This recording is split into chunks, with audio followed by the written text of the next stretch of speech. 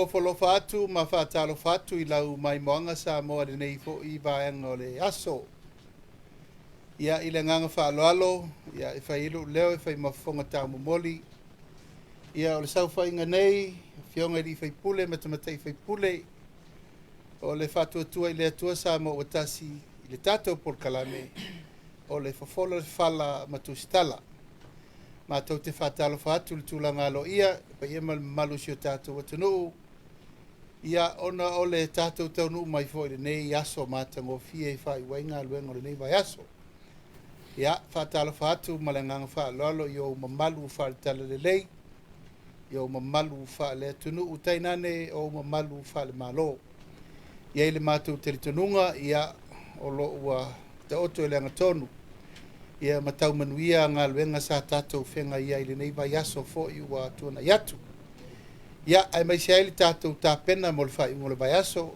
polokalame foʻi o la tapena ai mo le vaiaso fou tofu lava le tagata ma ona fai valofilima ia po o le aiga po le ekalesia po le tatou malo tumau pea le faafetai le atua i lona alofa ma lona agalelei ia manatu taumanuia mea uma i le faatasi mai o le tatou atua tatou polokalame masani o le fofolo le fala matusitala o le auga ma le faamoemoe ina ia nofo ilo nofo malamalama ma nofo silafia foʻi sio tatou atunuu faamoemoega uma o mea o loo agaʻi ia i le aiga o le faatuatua i le atua sa ma ua tasi i faamoemoega ua maeʻa ana tutupu ua tutupu ma o le a tutupu totonu o sio tatou atunuu la lava lea matou te naunau ai paia mauluga o le tatou autusitala matou faatalofa atu i le agaga faaloalo tupu mai tamalii ma failauga faletua matausi ia saʻoao ma tamaitaʻi o le tatou laolao lenei ia tatou te talatalanoa ai ma faamanino tulaga uma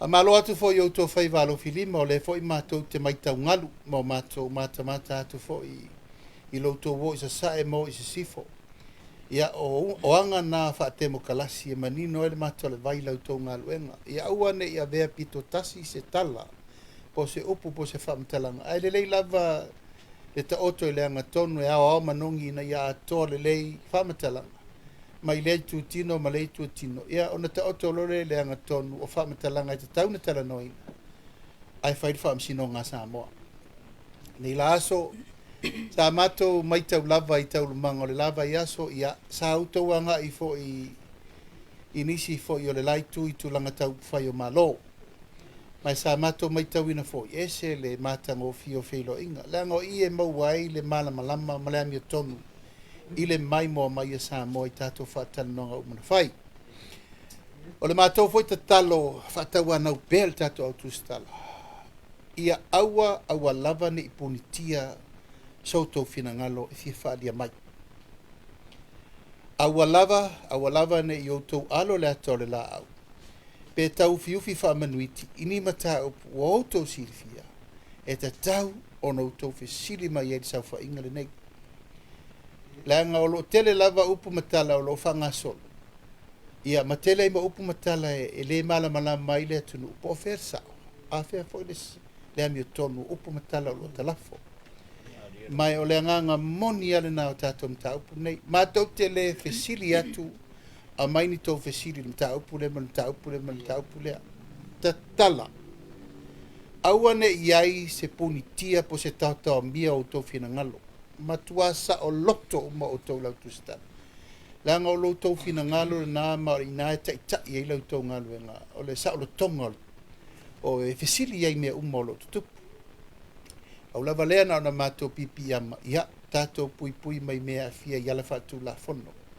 e laga o loo iai foʻi iā tatau ai latou o loo tatou fesiligia i mataupu a o le matagofia o le matou maitau atu i le lava i aso e leai o le lava ua outou tatala lava saunoaga e fai matou te manatu foʻi au foʻi neʻi ai se tulaga e punitia tatou te olo i mo talanoaga faapene ona o manatu lea au mai iā fesili tou te silifia e maua le tali mo le faafofoga le atunuu au mai foʻi fesili e matuā manino e le matalevai fai le o le faamasinoga sa mo po i saʻo ai se o le aso ataeao o le a fai ai le fono faapitoa a le aulagolago uma a le faatuatua i le atua sa mo ua tasi i le lalolangi atoa.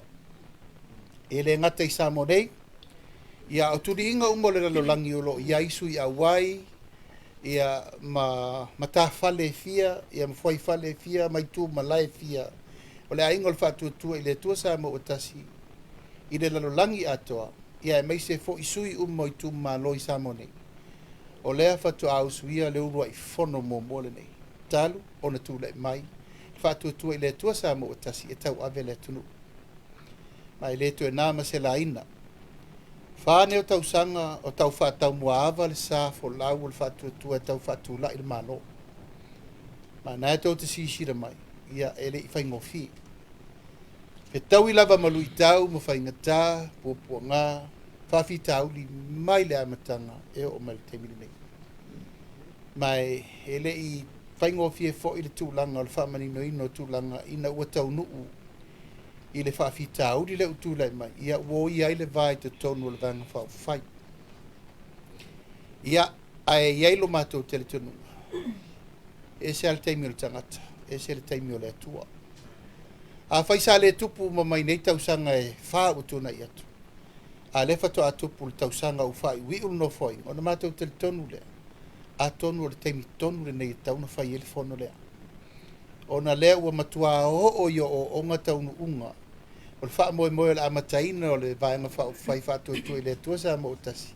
A ua wha atini le tūlanga o le waia i nei le fe ese inga, o le fe mate inga, ia male ngase malo utu le mai. Ta ea o la, i le itu la e afo le fitu anga i le valu, le iwa, o le tatou le stala. Au tua i le paia mal mamalu uma o le tatou au lango uma i Samoa atoa e olo o avanoa i le aso atai ao, ina iafio mai matala mai ao. A mai alo le tatou le stala, ia ona amataina o lole o le tatou fono i le tūlanga alo ia. E mpai ai ona wha tūlanga ia le fonotanga wha le ATM masani, e pe ona iai tūla fono lo wha foi ai, so sa iete wha la tonga wha penei. I ona whai varo whirima e te tau ona iai le aso, e fono ai le vaenga wha whai po so sa iete, e ta ua o le fono wha tausanga. So sa wha tonga, o lera la wha tino tai au. E le ngata i lea, e sum umamai ia matafa le sfurma le ono. Sum umamai ia i tū malai uma o le ainga o le whātua i le atua sa mo utasi, i Amerika Samoa, New Zealand, Australia, ma Amerika. Ia o lo ua tapena uma tūlanga whātia konolosi, ina ia whai mai fo ilo la tauwhina ngalo ma tūlanga uma o lo whaasolo ai ma tapena il fontanga le nei. Ona o se taimi mua le nei o le whato a whai ai il fontanga le nei. Tele i tū lau te tele, na ngata fonotanga whapene ina ua tapena le vanga whai ele i malo mal palota, ia leo malo mal palota. E leo tapena ina ia manino, ma malama le leitu langa ia. Taimina nei, o lo wha solo le stala alo ia, o le tatu au lango uma. E le ngata i Samoa nei, nā po i tau te sira mai lava, le ngā solo mai o le tunu. Samoa nei, ia a taimi fo i le tasi, o lo wha solo fo i le stala alo ia, a le aingo le whātua i le tua Samoa tasi, i vaenga uma o mata whale fia, ma fo i whale fia, ia mai tu pai fia le ainga i le lalolangi atoa. Ma o tūlanga na e tau pen wha mamalama, wha manino, taimi atasi, o lo ta pena i Samoa, o lo taimi fo na atasi, o lo ta pena i le lalolangi atoa. Ma na e moli mawina i lungo le Facebook, ma le social media, whono tanga, tau pulenga, ia mai se tu whatasinga o mta whale taitasi nei, ia po i tu malai nei, o lo mai whatasi tu tonu e, whai ei tu pai umane le vang whai. Sa mato mai tau i au tau whataltan noanga, ma le lafo i tu i le tua ngai, ia ma le tu le iai le malo, ma la tau o leu ave se ina, ma le vanga whai. Ia ia nei matau puongonga e matou te manatu. Stau na avatu isa matou tali. O le upu le whaapea le tamaitai pāle mia, e le ai ni ano mani mata upu tāua na mātou folasia le mātou lafo.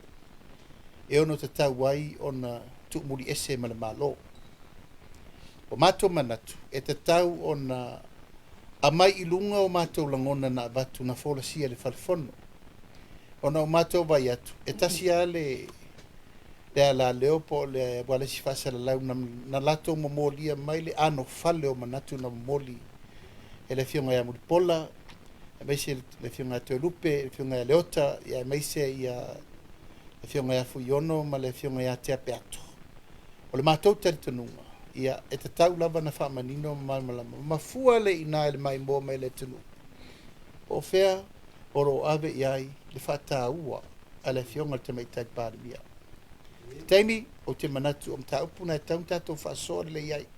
Whamanino, wao ina le mafu anga watu ngalunga nei na ta ua in whatu le lafo.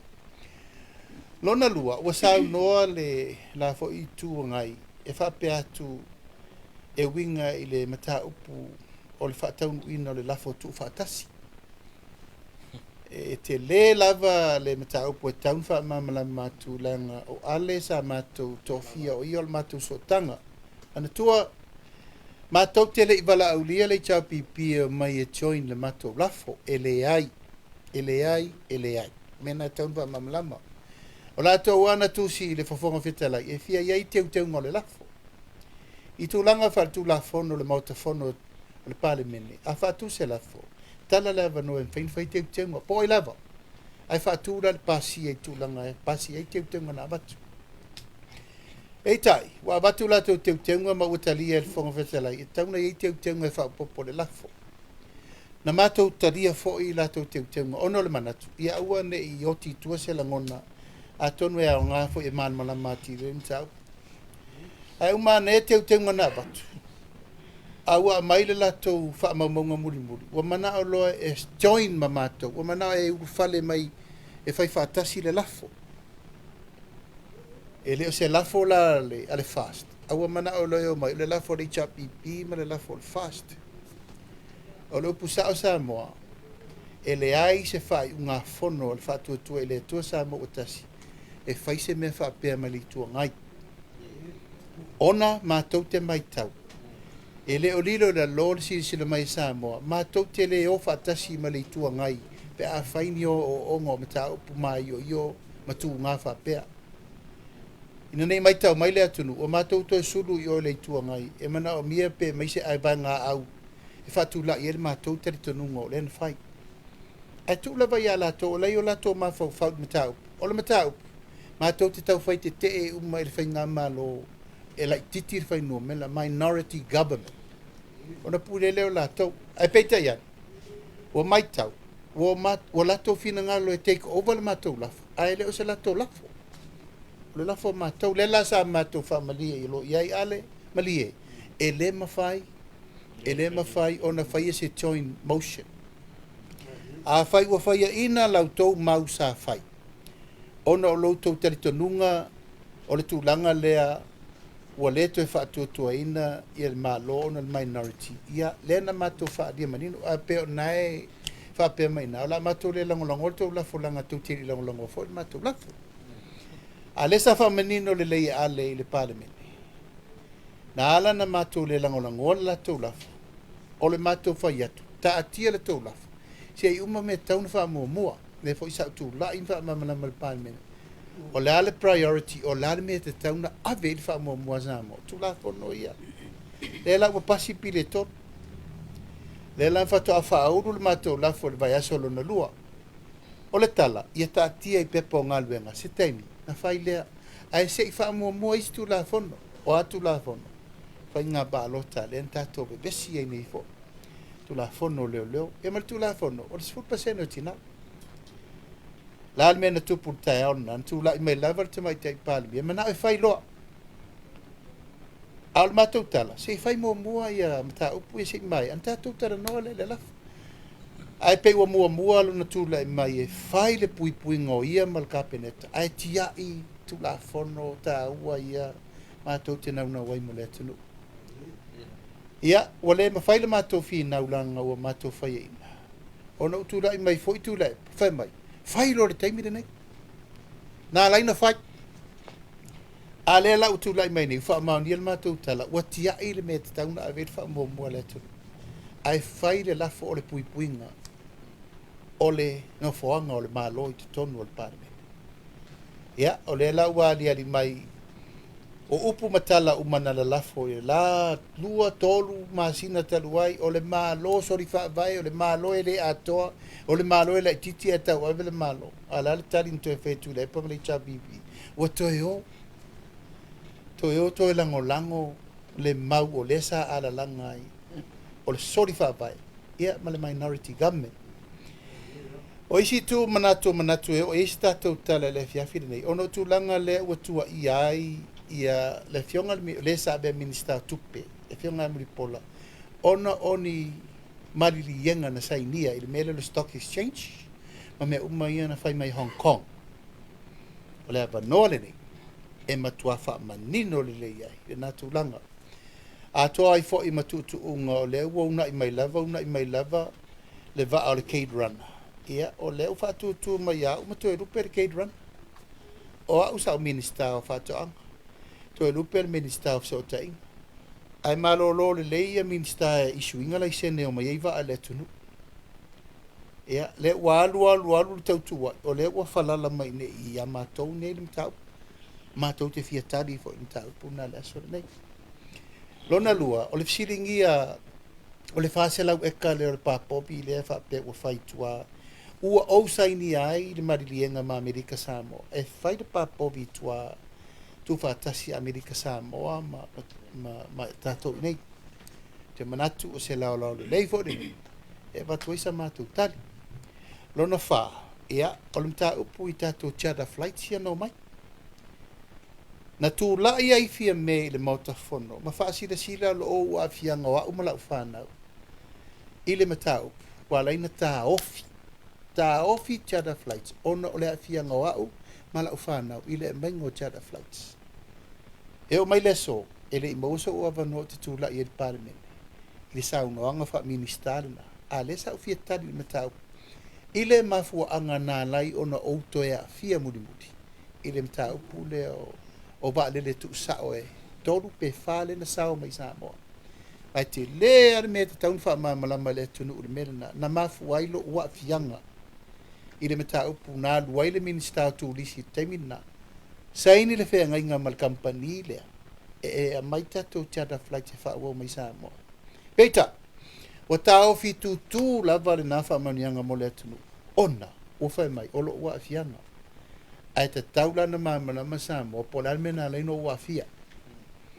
te le meta o po taun fa manino i tu langa ia o me muli le o to si sila mai fo sa mo o le manifesto le mala na batau le alfa tu ile tu sa mo utasi na tau wel fa nga pa lo to lo fe lo sutasi sa fo la sia uma iai mea o le a fatino pe a mai fatutuanga samo e tula e vang fa fai tau a vele tulu ma le fane o tau sama ta dun fa sabari de pepale ta yao le fontanga ale vang fa fai mo su ya wai umale la langi o le a fola si ai me tau tino o me o fatino ma mele umana fai ona le o van fonga ba ale vang fa fai male tau tinonga o mea o le a nga i lole vanga fa e toe fa wa u na fa maina tu salava pe o mato va ese po o mato male pelepe e le tau fia ile mena tau tino ya samo ina e manino le tunu o mena tau tino le tunu o mena e fai pe tai ia o i tono le pepale na mato tau tino ya samo e mele nei o le anga inga fo mantua o tau no fo inga lena umane sa tu la ye me fola me el parlement ole a ye fainga fo tupe fo investment fo tangata fo e a mai le tunu e so ani le tina e ngole tunu new investment new people new money new development mo le tunu le tonu i le la mafuayo na malana ile mele i tato charter flights na mai le malana i me ia i lungo stock exchange ma me ia fai le fo e malana ia saunoaga fia me le tina e tele a le loloma le matou nuu i sasina le fa o ta'u mai ma faaleaga i ona o lo'u a'afiaga taimi lenei taimi o le fa'amamalama i le atunuu auā e tasi a le mea le e amo e sa mo le taimi lenei na o tiute ma lafoga ma le tupe le a mai e tatou tagata mai fafo le atina e le atunuu a se sia me se tupe fou po se whainga fou, po ni meto tia fou, o le ua taʻavili i ai le digitalization o le lalolangi. Tau te reo whaia. Ai sea, e iai le whaamoe o le mālo le iai nei, e le iai se tātou tō mai atoa, tātou te whaiai. E le o iai ni a wanoa tātou, e le i o le tātou tō mai, whain tātou whaia mei. Au kampania no mai ma le latou tautinonga e mawhaina latou o mai so se fesoasoani ese faatino i mataupu ia ai ua tutupu uma mea nei ma tautino le taimi lenei ia ono le tulaga ua latou mai tau ono o a matou afiaga ia faamasino mai pea sa mo le tatou interview la fai o le mea mulimuli o le faaletonu o le pea o le paoa matou tele alo foi le ato le laaulaga ua matua tatou uila le mea le tupu ai le sauno sa o le minista o galuega o le atonu ana me le tupu e pei foliga mai o loo ufiufiina nisi o faaletonu sa fai e le faiga malo ua umatu ae nanā ai le mea o lea ua tatou safa e teiteimi lenei le o te maua e te tele a mea na tutupu iafi moli ma laina i o underground le sau mai fiaga ae leai se faamalamalamaga a malamalama le atunu e lai foi se pisa ona o se faaletonu ona o se faaletonu sa iai ia na faatinoa le sefulu lima tausaga talu ai i le faaletonu lelei ni mainkegi lelei leai ni polokalame faataatitia lelei a le la fafa i luga o le faiga malo lenei le fatoafa tausaga talunutulai mai e foliga mai ia laga ua leise mea mafai o le ua toe o le minista o galuega ma le sivaga e toe lalaga o ma le tapipi o lona uiga o fai le fiufiufia i mea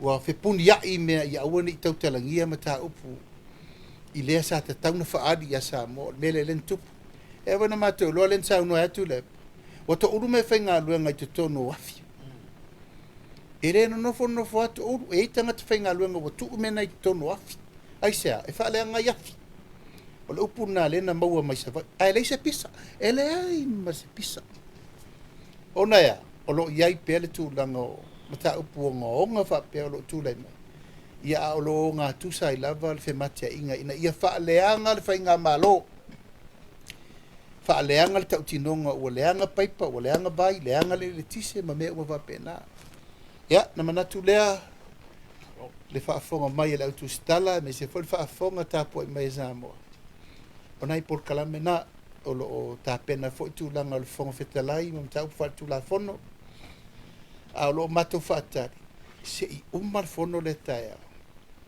i le ao te telega ofina galo le aulagolago mai a samoa e ana maua lole o i uga o le toʻaiva lea ma le toono lea o ina o loo matou faatali ai seʻia mai uma le faautautaga ua lea ua fai lava le faaiʻuga le vaga faaufai ia o le tinoga atoa i lona faamaoniga le tulaga lautele o le fonotaga a le aulagolago uma le tatou atunuu ia na manatu lea ua manino le matou taumafai atu e folasia ma taupu pe ona matou fai atu tala le avei maamai loutou finagalo e faatalitalanoa ai ma taupu lea matou folasia atu ina ia manino mamalama lelei le faafofoga mai e samoa ae maise le tatou faatalitalanoga lenei aso ia ma le gaga faaloalo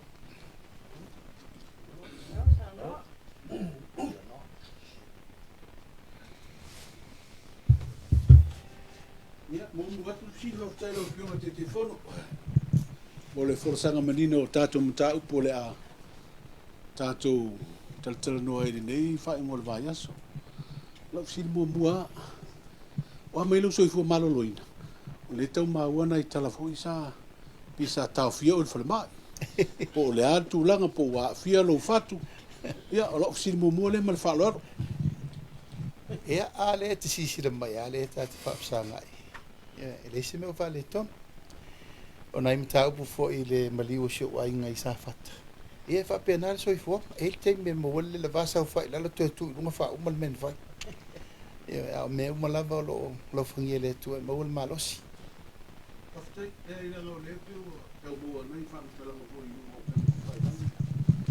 I ta fia o le ICU I tal fan ba se les fale ton al me sidi le sa o tua le o mai lo final ia la fola o manino le tunu e le se me o fai e o te le ta fia fal ba e o lo fol me atato mo fai la unga e o ma toma te fa o e le fa ma ni pe fa pe sa ko se ICU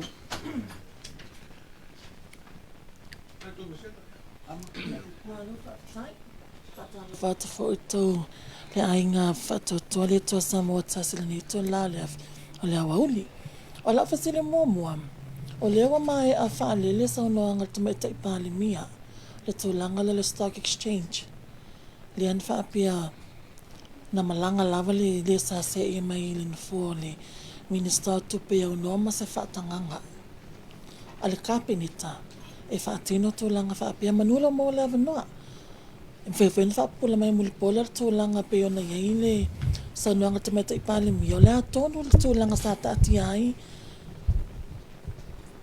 fina ngalo ma fa tala no nga kapinete liam ta up mana tu mai a pai fa ni wal ta tu ta au linga lua pe on sa no ila fionga ta ye fai mo ta tu le na ya ai ole anga isi tali tino tonu lava le sili o tu ina mai pe ona silingi a mai lele ai o se fa mauni anga le kapene te tu sai mal tu langa sa o malanga ai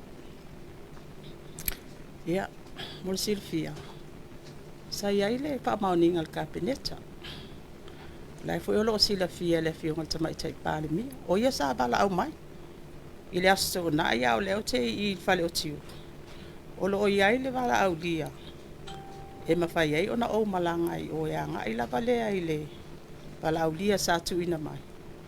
Mo le tu langa lava lea o le whaanga i o inga ma le wha mau tu ina o le ta upu lea le Sheraton. Ato on mo le sila fia ia o le taimile nā pato a mai e ona i le wha mau ninga le kapeneta. I le no ngā tupetele lea le Sheraton ma le Marriott. Lea sa fua I loa le tusi wala au dia lea. Ona o nisi o tau mawhainga fo na inga mo le sifia. Ina ua mai alfa iunga le kapeneta. E tolu sfulu mo ntupo 5 miliona ale loani le. Ale Sheraton I tono al tato paltupe o watina po le Development Bank. Ia ona yaila I alfa iunga ale kapeneta. E tolu sfulu mo ntupo le equity share al malo. Taati yaila I o le pale ni 2 miliona. Ai o le vaenga sa anga I le approval lea. Ona o lea ua taatia fuafuanga ale Sheraton. E fast full 2 miliona lona sawa aia. I le toi fausia ina o le tatou Sheraton. A lava le fontanga le Chakam. Ai o tali tusa. O le sa ile approval kabineta. O la malanga lava lea. O le malanga lea nga I Hong Kong. Maso so o ia male mato malanga I kolea. I fono fa tau sanga le ADP. O lea lawa o mona fuafua. I to tonu la o le tato fa iunga le kabineta. O la ia I umalava I le whaatananga. I lo umalanga ese atuanga I le bala aulia le Hong Kong. Ia whaawa watu mala umalanga I le mato whiloa inga le male vaenga le. Ale a fol mato delegation le malanga tuai foi ia le Governor Central Bank, I o CEO wale mo, aton to tele laval mato wai. I o mela nan fatinoi. Ai pe wo mai tau watu I le fionga te mai tai pale mia. Ia pe wa nga I attack mai ia o tulanga le. Aton le foi sa o to fafonga foi. O le mta upu nei ua toso fa pa tolo aloi lunga le pale mende. Ia le foi sa o to fafonga I sa fesili lava se tasi o fai pula le maota. Ia o le na pasala vele fionga te mai tai pale mi. Tu ina mai ia inga ia fa maunga ia. Pena saini ele minister le tataua. Ia se fea ngai. Ia ta watu malmanino. ele ai se mea sa o saininga. So se minister o tupe. Po so se minister po ele fo e fio mai e fio nga minister. A malanga i so se fontanga. O se fontanga o se mata upu lava ia wa ave ele. E tele atu isi fontanga. Ma isi feiloa inga. Ma nisi fo i o fontanga e. E alia e mai fontanga lava le tasi. Ai lo tu langa fa a minister o tupe. Mantua fo i anga i mai ia le malo. O lo tu langa fa le tonu tatou ta mau ainga. Taimi nei. O taimi fo i lea. Ua o mona fa tatia ia le ana batau. Ale fai ngā malo. Ua mai tau wina i lo via pa ainga i ai. Pau wa tupe mau al tatou fai ngā malo. O tupe e au mai la fonga. Le au mamai e tatou fa la ptonga tu maoti. Ia mai se fo i ia mtanga alwenga. Ele ngata i lea. O le fesosoani mai e tatou pa anga. Tatou dona sia mai fafo. Pau nao baenga. E fafanga il tatou paketi. Ai to tono le na batau le foi sa fa ilo atu taitai. O le baba ai el fai ngā malo o tula i mai. O a nisi metotia fo. Nisi metotia fo. Ma nisi fai ngā fo. E mau ai ni tupe fo. E fesosoani la le taimine. Ia mantua fo le tau fa ilo. Tatou ai tala. E anga i atu tatou fai ngā malo. O le mawhaina mana pal tatou malo. Ai sea, ona ua. Bo o le tau nuunga le 5% o tatou ai tala. Folo na winga.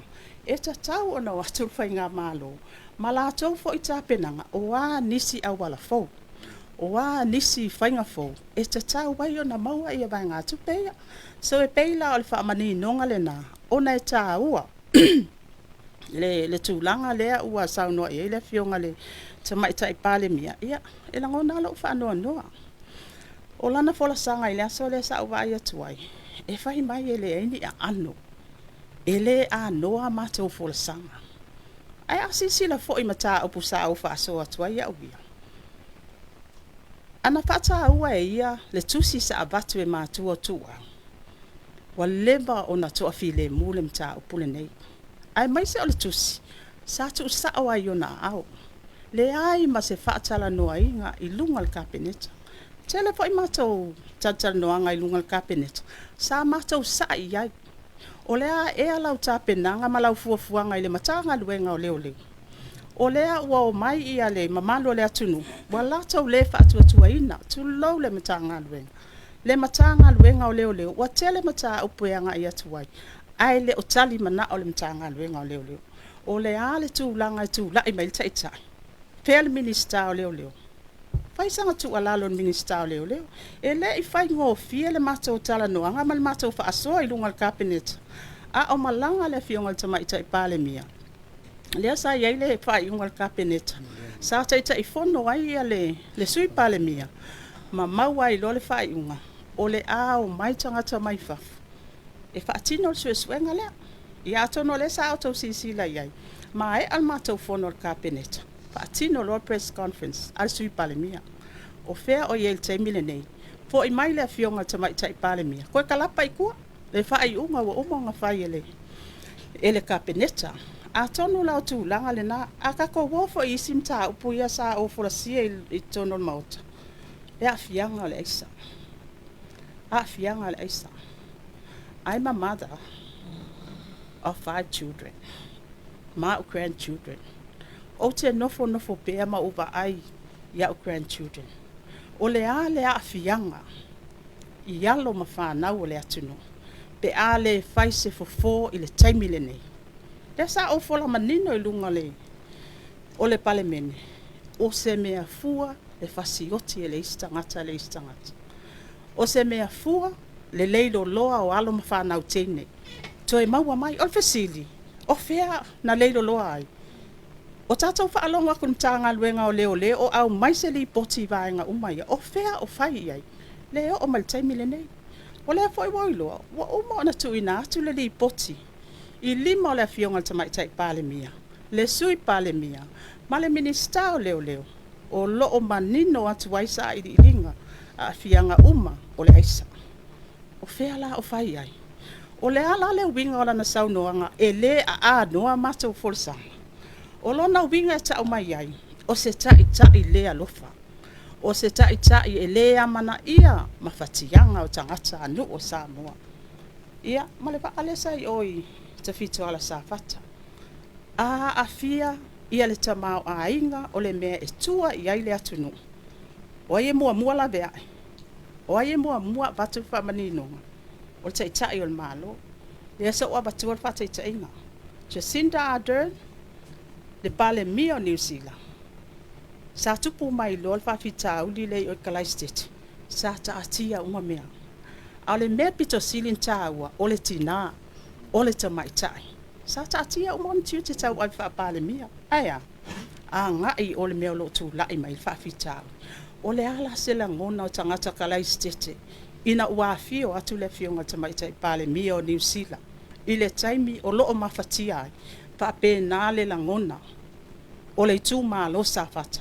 o fea ea le palemia o fea ea le taʻitaʻi ae foʻi mai alu tatalalaga Regional Airport e tāua le Regional Airport pe tāua mafatiaga o tagata ia e pei o le folasaga lenā e avatu oga e lagona loo faanoanoa ia na lafoga ia sa lafo mai e lē anoa e leaigi a ano o matou folasaga ai fai e o foi lai le apeʻetega o matou tofi minista o le ale fesili na o mai ina ua fesiligia fai ala na fesuia inga o minista na fesuia ia ma minista Maleota faatino a uma le faaiʻuga le kapeneta fai lo langa press conference ale ia ma se paganoa sa longoina ai minista o le afia sau e iai le mea lea o te fia talanoa atu iai le ai o fea la langa rule of law o fea lea mana ia wa ia tatau o tagata e pei e i mātou minista ia o tūlanga le na e le ai ma se fai ana fesui ai a o lea la o te alu atu iai faamalamalama mai ina ua maua lo paganoa i le aso e so ai faamanino mai lau fionga tamaitaʻi palemia ai o te le isa vali i lau matagaluega fo o te manao e te fofola mai a te o iai ni lape o lau auaunaga o ani vaega ua e mai tau atu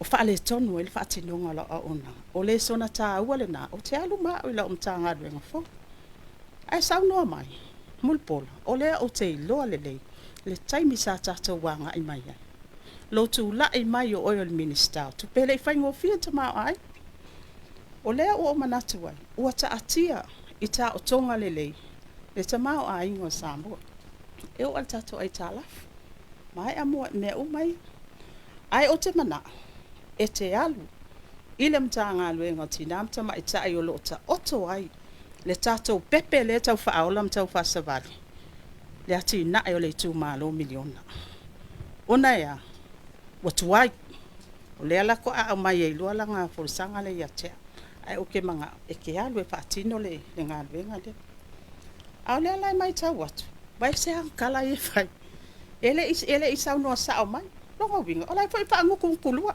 tulou wa Samoa ma lea foʻi a o le mea ia saunoa saʻo mai taʻitaʻi lelei aua neʻi faaufuafia se mea saunoa saʻo mai o le tāua lenā moa ae mai se o aʻo se minista fou i totonu o le maota o le palemene o te vaai maualuga iā te ia fasfulu tausaga o tulaʻi mai esa taʻitaʻi o ata vaaia ia o se taʻitaʻi lelei na te mafai ona vaaia lona auaiga faigofia le tali o tele o mataupu ia iai ua ala na tupu mai mea ia ona o mai tau atu ua lē mafai ona sau e faatino o le galuega fofoala mea toe foʻi mai e toe fofoala mea o mea tupu i tonu aiga ia ae e lē sau i ia matou ae alu agaʻi oi atu i le epa o kali la le faafitauli o le fofo lenā o le faafitauli leai ua akili fufula ai le ogaoga o le faafitauli ia pe o se kali atu lea i le aotelega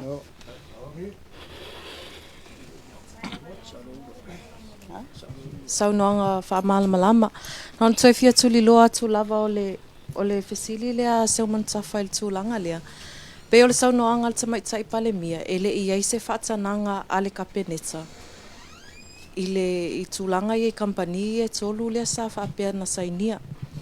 E tu atu pēla o fionga whamolmole. O lea na, there were photos circulated online. O le signing ceremony lea pe mawhai au na e whaamanino mulpola po le atonu a le signing a lima le sa whai whamolmole. Ia, e tali manino atu pea. E le se signing a lima na whai. O le au ngai o la umalanga. O le matau wheloa inga ma managing directors a le Marriott Hotel. E tau ilo le tūlanga o lewa iai fo i le tūlanga al tato Sheraton malana whai unga lewa uman whai tono kabineta. Ai pea ona o whai ilo le tele o Fontanga pe anga iai minister.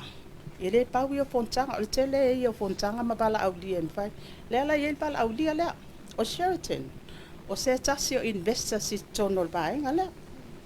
O le ia ula as a minister of finance.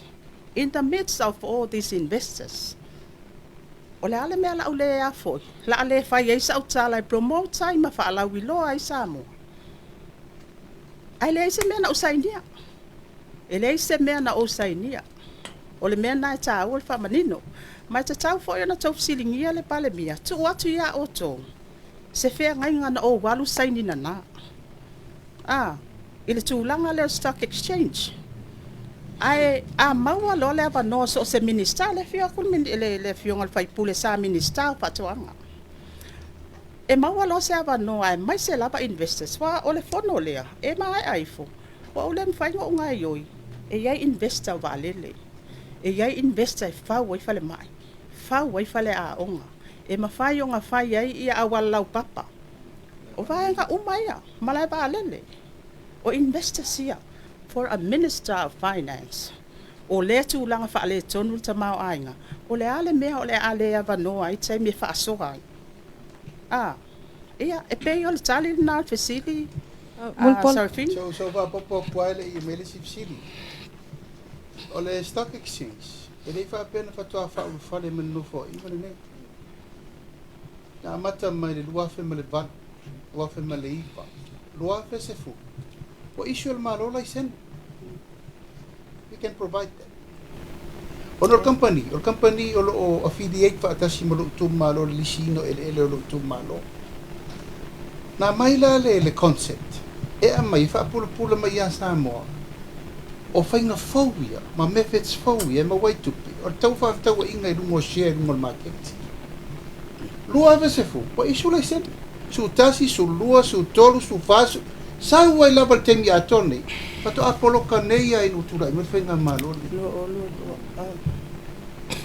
Apoloka ina, ai ma for poloka. Le afia ngā hau mulu tu malo. Me le lefto to tala tuan mele. Ona o le afia ngā hau mulu tu malo, ale concept na mai. O umana fora sia, fono ia tangata umano mai mal company. Ina utula i me whainga malo mulu pola mal minister tu. Pe male afor ka penet. Fola sia, what is stock exchange? O la le benefiti sa mo e mo. E le lansa noa ia mulu pola. E lua tu i o la o i fol vaenga le. O la fa a wau pe le la to fa lau loa. E le stock exchange, le tau ti vela pisa mo. O le tau ti nonga na mai pe pa umalai li mo le treasure. E le la loi for se lau miliona le tau sanga le tupe fau sa mo e maua. This is the new money we were looking for. Opportunities or investors as e o mai fa wele tunu.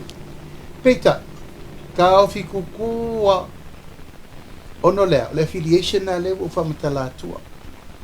Yo al concept ai le no fa tu de puleto no fast. Ele iai se tunu o fain fa tu langa ina se stock exchange. Ona le iai ni to mai mani me to no Pacifica. Na fiti na fai ai private. Ale concept le no mai mar company e ma faina la to mai so ani mo Samoa ma fa asino ya Samoa le wala fai and what do we need the new money ya e pala sia tu idim o melen sa no ye le lau ba ya tu le sa no ngata mai te pan ye fefe fa tino fa me fo te i volen faina tato handling come on la fa fena ru mo le tu no pa fa pe o ma fa ngana ye tai ele ma fai una fatino ni me pale in fainta to fatino a fe la la wi o le la nei wa lava tapena le tunu i tama whanau la whaina la tu pule mene e whai a le winga o whamatalanga na ui mai ala o mea le amainga o le concept e mo moli mai o le mele o i el tato tunu pa veti velo le mele e le lau tua i mai nei na saini le matau ia na uwhai atu pel saini lei se mea mai le lau whai atu le si upu le lefa to whaalia le mele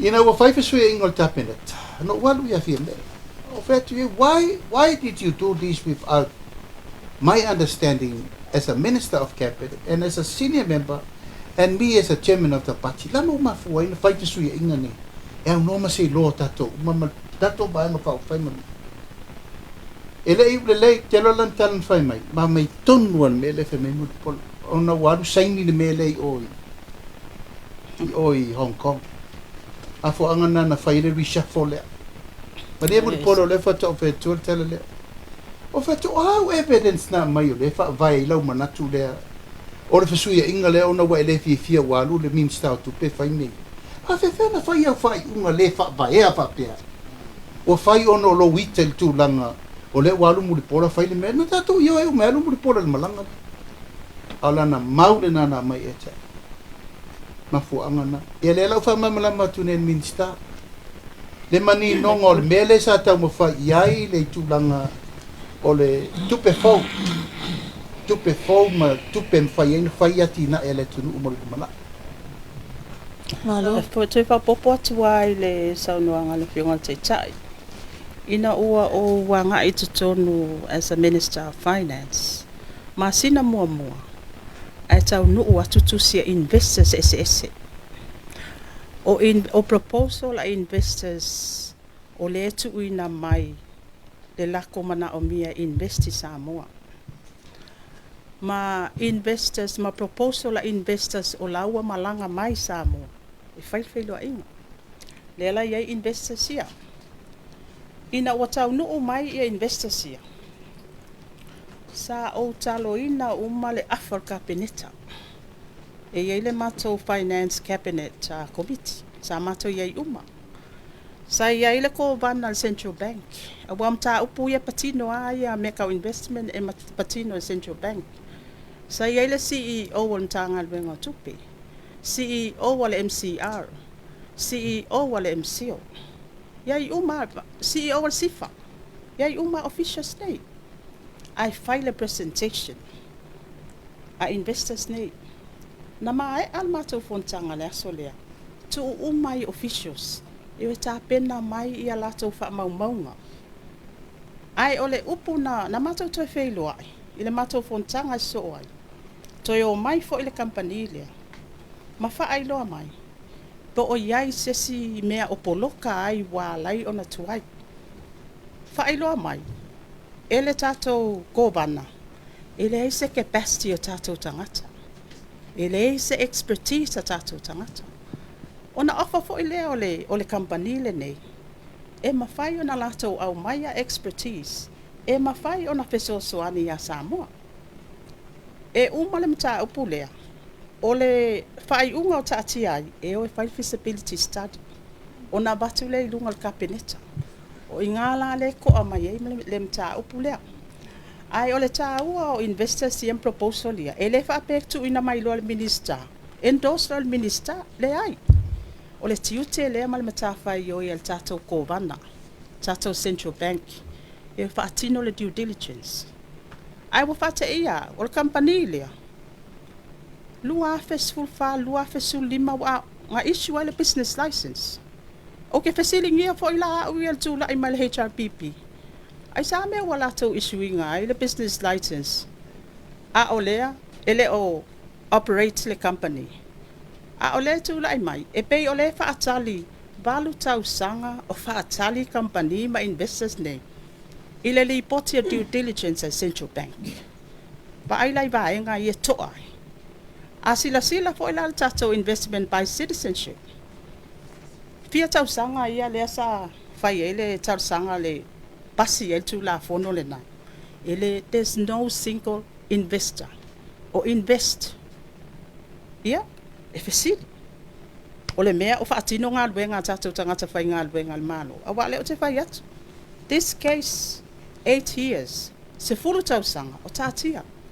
Le due diligence report, pele lei, a vatu i luma. Ai ia tali mana o la le consequences o le melia. Wa te tewa investors. La wai fiki. Woi Vanuatu, woi Papua. Ai leo wha manuianga le nā o le kokongo le ana batau al malo fo. Ia, e pe o se si wha mani nonga le nā. Mala ta fasili muli mata upule fa muli mole lava. Ona sala ngale mata upule tutono le palimini. Dia sata ni mani no te mai tai pāne mia e le sa tūlanga wha apia sa whaia. O toe au maile mata upule nei lunga ona lea ua fola CFM me il vai sona tia nei sa luanga sa yanga ila va whaia una ma se whaatanganga. Ai se ai lawa fionga na le whaia i sa wha amalamanga i le taimi lea. O le aina la uru tali e fua o le manino le fionga ta mai tai pāle mi. Even the cabinet. Le sa wha malama fo i ina ua tali ia le atinu. Le aunga o la umalanga. E le se mea sa ausainia. Awa e pe o ina le whai mai e na ausainia. Awa anga ausainia. Ia la mea la o te te e ai lana whaaiunga ave e se lo tofi minister. E le se mea na saini. Ai a o fo ila mala ulu i tau sa whainga tustala. Anga i le fionga te mai tai pāle mia.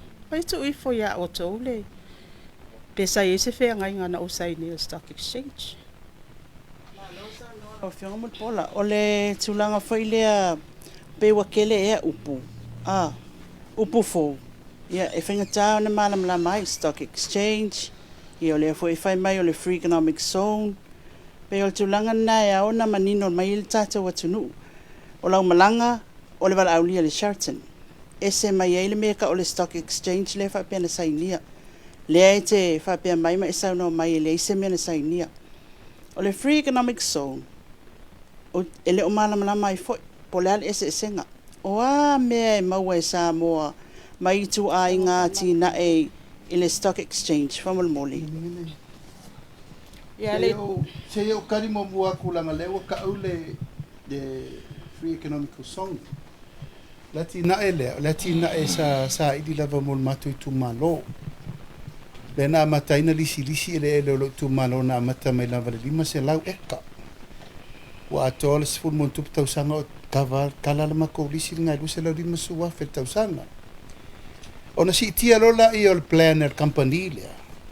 Company le a fia fa tasi o le fai ma le stock exchange. O le stock exchange. O se marketi e o ma yeila o investa e ave e ia la to pisinisi. Fai fa ftawa inga fa tau sia i ngol la lolang. It's a concept o le wa o yere la lolang i temi nei. Ato si sila nei Dubai, Singapore, atu nu pito sila na tele vavela la to tamau aina. O mele financial institution retransformation. Digital is eo ai meo fa ftawa inga o stock exchange. Cryptocurrency le uto si fia mena o blockchain. Ma me umo le liu i ele whanga inga o le diversion o suenga o tupe fau a maa lo le lalolangi. Ia, o le stock exchange la, na mata mai i le compania lea lisia mato ele no mai lo le wha mai matonu.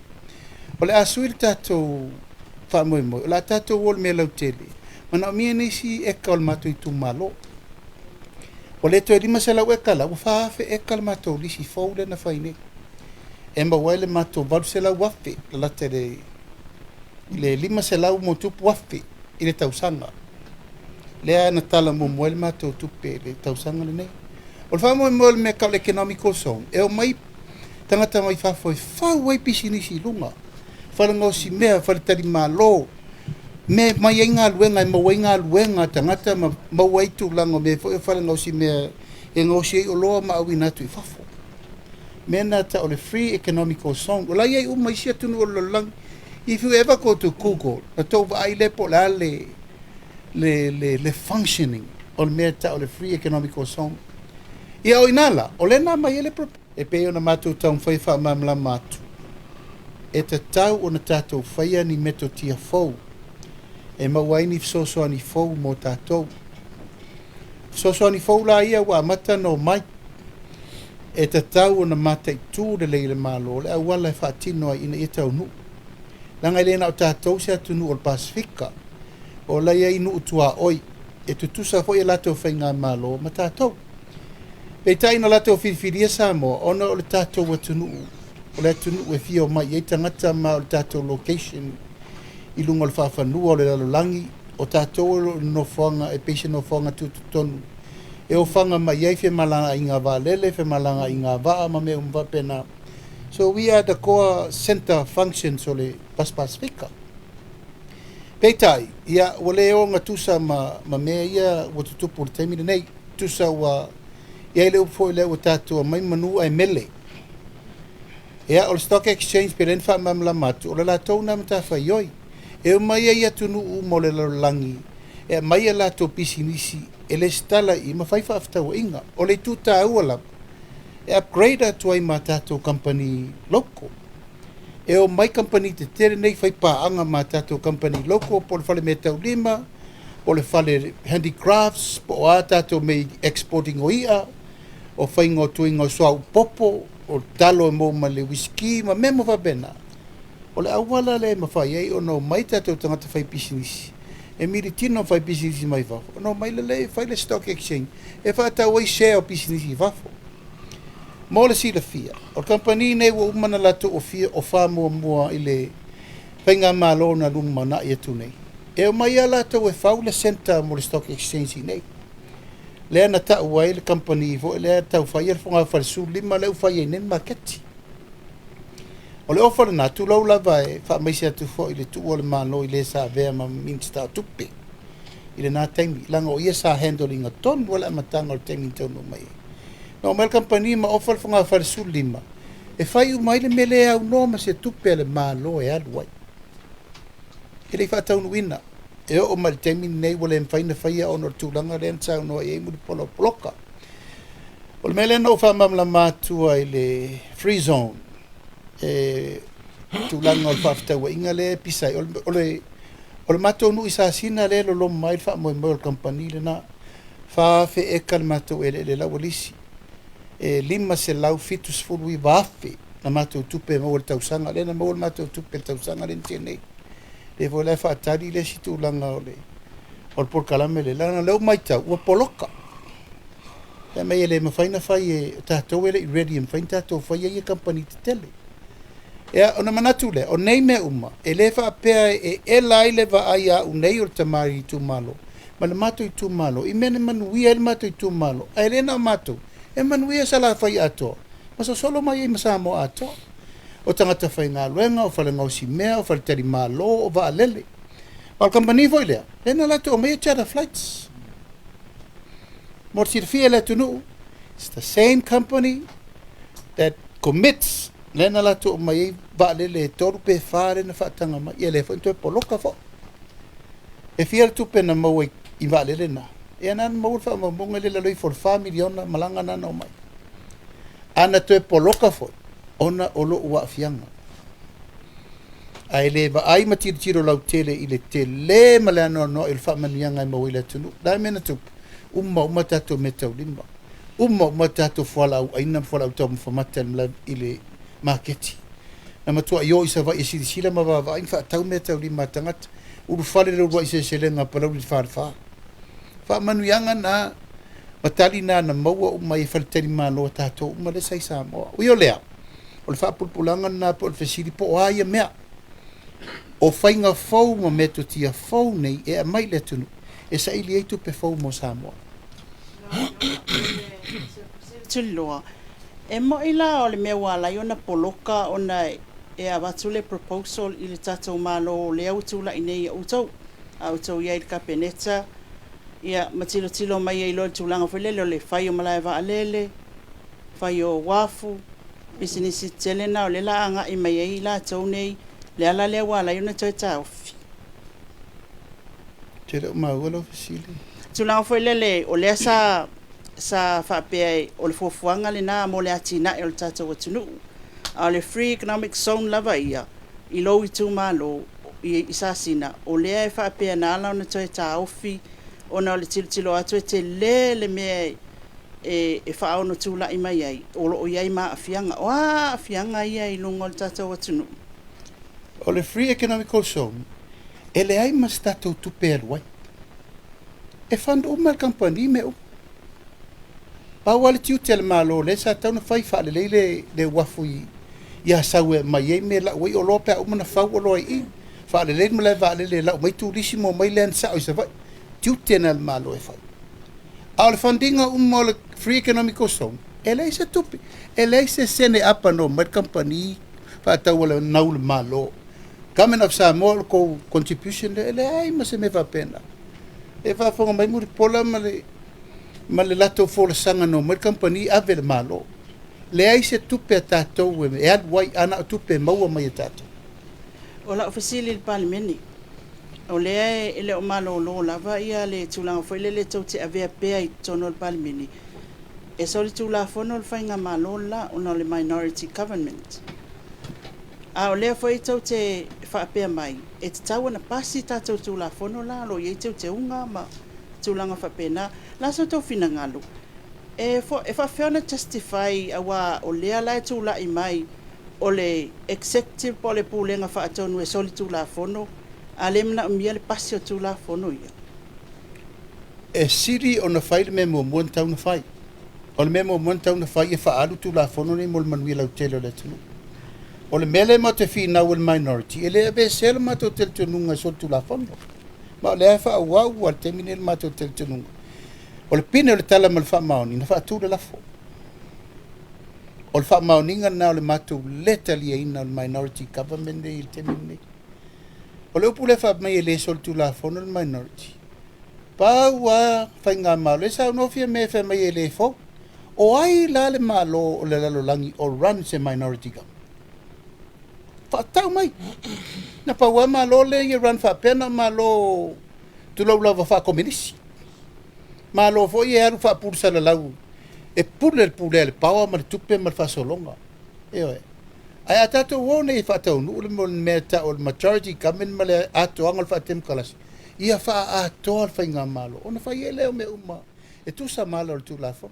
Ai peo lai whai mai tato talia lana lai me o le Deisi malo le lalulangi le whapena foi ona whai. Where?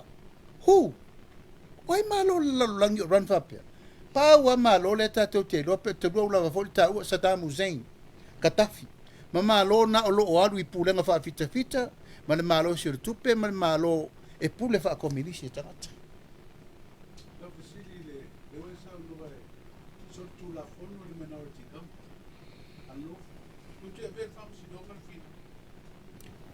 Ia, o le ale ta ua tu le temine, o le e whaatavidi lava ta penanga matolo ia. Ai mātou te le nofo ai o tanga veia, ngal mana. We will get to the bottom of this. Le whaatari le temine le, wa e ta ua fol mātou fontanga le ta ao. A mai le fina ngalo o le vanga whai atoa. A olo ngā ioi matolo ia temine. Where is the best option if I'm not? Tula funu I tau tone I lele I whaawawina. Le sau noa le tamai te pāle mia I whaamua mua lau tula fu le whaatu tuaina. Ai tue whaasoro muri ngā rue ngā le malo. A whaine tue usu le pāle mene se teimi o le a tue usu I ai. Tu maupea lau tūlangalango ina I teu teunga ia o tula funu ia o palota. Ma tūlanga uma ia ta oto e meise le teu ngot whaavai le 4% o no fōta maita. O mena na mātou tautino le tunu. That is our commitment. O le tautinonga na whai a Samoa. O le tofi o sa le ura lewa le maia. O le pālota me o tangata mai whafo le upoloka. O le veseng o le melen tatou ve vesi ipo fersa o le 4% o lima sutas.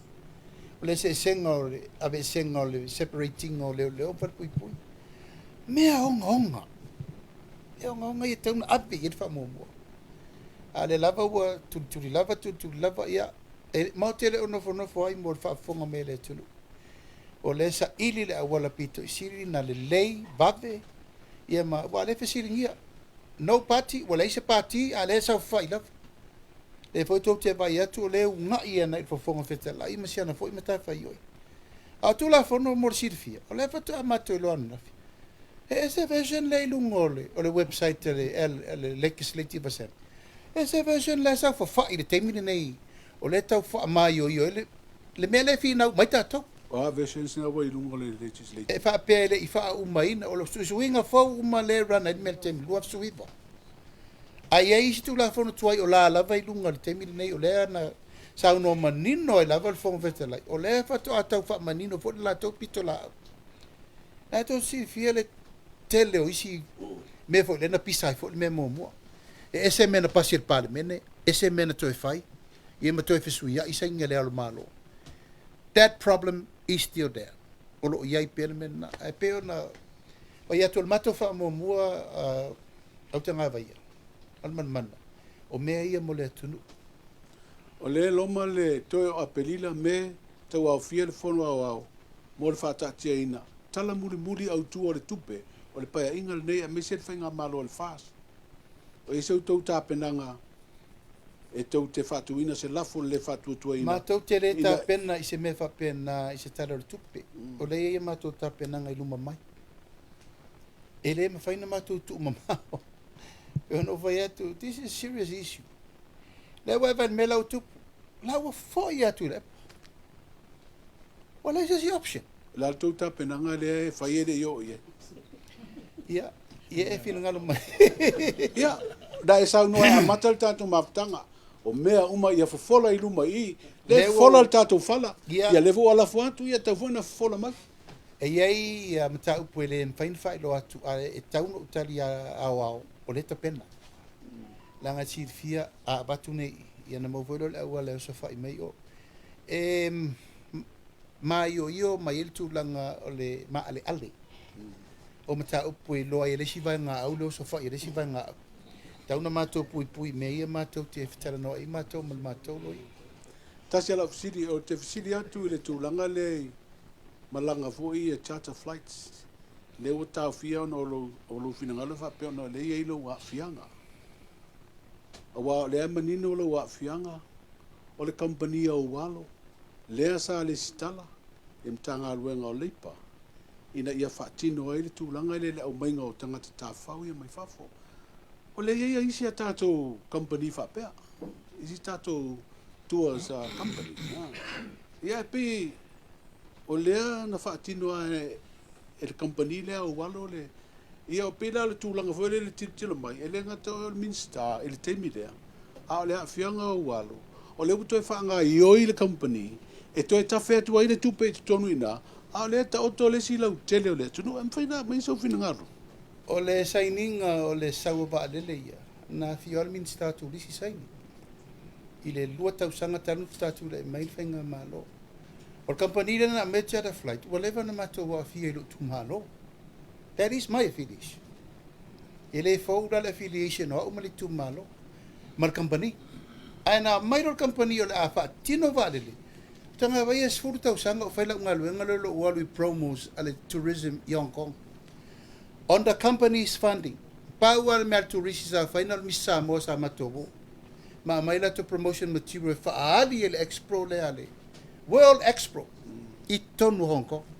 Le ai se tupe malo na promote na mel se furu tausanga. Power me sa ni la tono misa mo mateo. Male au siva. Nesa wale ma avela au siva tama vo e o tama siva vo la tato. Le yuli salano ai tua. Ove no tama. What? Ia tama Marina Schaffhausen. De siva, the tau. That's the guy. O ia na ma o fa alau losa mo nei te mi uma. Ma ta pena i lola le mele o le maingo o charter flight here. Na tu lai mai lo le fast. O fa tu la to susu. Sa lo le ai la were ready the company. O le mai sa mo mai charter flight. O le fa mo o tanga vai. Ia sa o le va le mai o e mai tu lisi tolu se lau i le malanga a mai sa mo. A ready ro mai ro. Le la were ready. Na la tu lo to susu. Sai ni le agreement. Watalia sa mo la mai le charter flight se mai. E te lo mena lintu na afia again. O le mai company o le board le tourism, ma le tourism authority. Ai fai tu fa mai. A wona i sau se flight ready sam. La to tala na vai mai. E mele board of directors, ele I ready ta toi whaletari malo, ele ready whaleainga, ele ready me uma. Awana I sausi tia the flight. Come on, this is more than 10 years of whainga luenga. E whai the promotion mo sama. Whamata ana whapea e au mai pea le fuafuanga lea. Ai tufala Easy Company Tours vo ilele e ave yeile au Se uwam tala tual melea. Langol Tourism Authority. Na ufa moi moi. O ina leo umma ye tato company umma ne affiliate le tourism. O lato. E tamna lato fa so so o mai touring company whaletari malo umma nei. Ia role tara na whai. E lea vanoni potu se tolu se laudu malanga e tasi. Toi foi maror company e te au laudi. O nei temi umana FMA were ready sa moa ale umato atu FMA ele ready. O ina, ai sira le leste langor company le no warufa atu. Ile na ula whanau. O tangata nunana tō wai a Chris mai si tangata umale no ua oa mai totonu. E o mai e whai le mei e taunu. Ana o le whai al mena, e le eini chata flight se o mai. Lena a tō si le pepa le stala, whato a wha atua ia inar company. Langa te tau na ise company tu mo oti na te handle ingalem tau. Tau tonga loto wha maoni a whiwhiria o e to whaipule po i eile ta iala o i eile code. E loutu lai mai a veo ema min star kapinete e le temi lea. Whamate tele isi sila i le ta iala lea lima te ta ina i e awane ave siani au wa fianga. Tulanga wha pisi nisi mai te tonu ar kapinete. Ele iai so wa fianga I tulanga wha tula fono. O lau whanau, o lau iei lato wa ia te tau e whati noi mea mole manui o le tulu. Ele se me fa pele manui ele tunu mela le la poloka. Ala atu ula il fata mala wal me sa am toi fata mala tourism authority. Ile tali il company awan I se va. Ola la opportunity o leva na te pena ele fai. Ono la to na na wele ma fai. Wa tau lo pule sa mo is not ready. Na laina ma fua o fai atu lo o mai o ta pena le me ina ia sauleva. Sauleva mo sauleva no no sauleva no to nan men tu pule tu. Ale mori mau fa manuanga no. Tasi ala fisiri lo fionga lau. Ai tu lai mai te tain malo o le mai o le palo te tele le tausanga faudu o ono. Ia po se teimi foi o te toe pa ingal nei e te toe wha awa wina le tūlanga nei. E le mawhaina mātou tau fia mea na fuafua mo le lei o le tunu. E le ai se direct charter flight na saumo mo le Pasifika. You mark my word. From China. Ele iai se company e tasi. Ai pe no fa se fulu mon tupu tausanga o promote le mele le lawa mana tanga o fel me ia samo o fel me ia me ai ma me o mai sola o lia masisiva makangaka ia and the miss samo was there so many times hello vio mai tanga ai ku ako ka ko tourism authority ma report fa mai ele ready tato o ina le la no via mana o te tu e fa sa no nga te mai te pa via Langa u falling mai was su e mea umala ufana I mele. The only reason na no wa apa ila ufana langa o tangata o te loa. E ma faina la to fatinonga le mea o te mana o I mole manu wi o le tunu. E nana vai fa pena no foi so fal te malo. Na ai so fal aina. Na ta ele u mai tuai I lalo manu o I o piula fale te malo o fale sa no fa ia lofa. Le tele mala no o marketi funga lei ma me uman fa tau. Ale o tu ai mai nei because of my moment. Mori mau pele tunu. Malai foi mori mau faltari malo. Nai faltari malo nei tu lo la bailea mana I el tourism authority. Lati tiorala to le Sheraton tau Messina faleolo. Te lo upgrading o nai faltari malo la itini. Ai mai sel terminal la tau tapuni le alta. E tau tapuni faltari malo nei na lau I el top se lau tangatai. What a week and what a time for them. Ele lau tapuni a lau fesili au tanga vaia. Ele fai ana a fai e toi fina ngalo le tunu e mawal matou wa vanua. O mea umane e poloka le temi nei ono le loto ele lea ma le loto mataua. So e whaatino ma lava mo le tunu. Afsili atu lau fionga te teifono wha moli. O tā pena vaenga wha upu whai, te iwa whai se whai ngā pālota I se māsino nei tausanga aile I aulia le aperila le tausanga fōu. E toe a ngā I whai ngā pālota. O mātou ma le mātou tā penanga talu o na tupu whaavelawe le vaenga wha uwhai. O mātou tā pena so se mea. Anytime. Any event. We are ready. So se koe ngā move. Wale o mātou ilo nei. Wale loa me la mu musolo iai tulou alai fua mai ala to ngai ngoinga le pito le nei. We are ready. Po le a lava le mea nga iai. O le mea tito isiri na o tulou lava na o masia sia ia. To e hoi o. To e hoi o le malo na mato fulia e sea mai le fast food tau sanga. O i lai te loa i le to ina na capacity o tangata whapea. I le mawhai o na lato survive na o lato. Vai amato. E lava mau te tu ma le au tau. E le o le to tele al popoto e tau. So we are ready. Mo lau sau noanga o le a lava le mea o iai ta avilinga o le mele alu. Pe matou te o e whaise whainga palota whau, we're ready. O le a voltu langa o tapenanga o le palota lufu luono. Lea e ala na whai me umane o tau tinonga ia Samoa. O mea ia lena tupu ma whai uma mea mo le tapenanga. Mo le manui o le tunu. O matou i o matou tapen. And how confident are you to tula I mai fast pe a whaise whainga palota? And how confident are you?